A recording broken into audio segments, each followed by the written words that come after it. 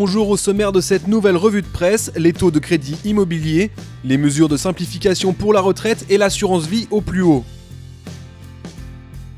Il est toujours temps de se lancer dans un projet immobilier, les taux de crédit devraient rester bas jusqu'à la fin de l'année 2015 comme l'écrit la tribune.fr. D'après les courtiers en crédit, les hausses constatées depuis quelques semaines ne sont que correctifs. Selon Immoprêt, les taux devraient désormais stagner à des niveaux historiquement bas. Traitant la même information, Économie Matin voit le verre à moitié vide et titre sur la remontée des taux à la fin de l'année. Le site souligne les hausses répertoriées dans les régions nord et sud, une première après 18 mois de baisse continue. Avec plus 0,20 points et plus 0,35 points, les augmentations sont relatives mais devraient être plus significatives au dernier trimestre, anticipe le portail internet.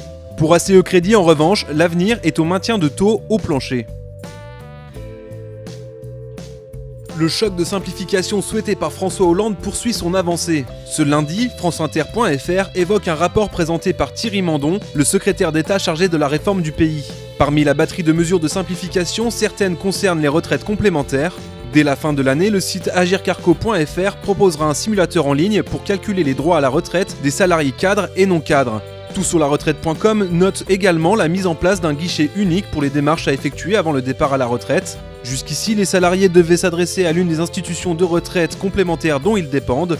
Dès mars 2016, toutes les démarches pourront être faites auprès du CICAS, le Centre d'information, conseil et accueil des salariés, ou en appelant un numéro de téléphone unique.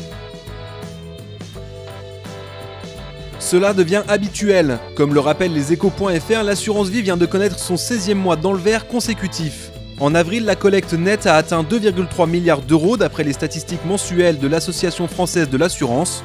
Profitant d'une augmentation du pouvoir d'achat notamment liée à la baisse du pétrole, les épargnants ont versé 12,3 milliards d'euros sur leur assurance vie contre 10 milliards de prestations.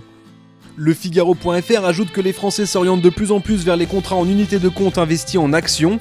Malgré les risques, les meilleures rémunérations de ces contrats séduisent les épargnants qui y ont versé 2,7 milliards d'euros contre seulement 1,6 milliard un an plus tôt. Plus flagrant encore, la collecte a atteint 9,9 milliards d'euros sur les unités de compte depuis janvier, en hausse de 46% sur un an. C'est tout pour cette revue de presse, on se retrouve dans une semaine pour un nouveau tour d'horizon de l'actualité des finances.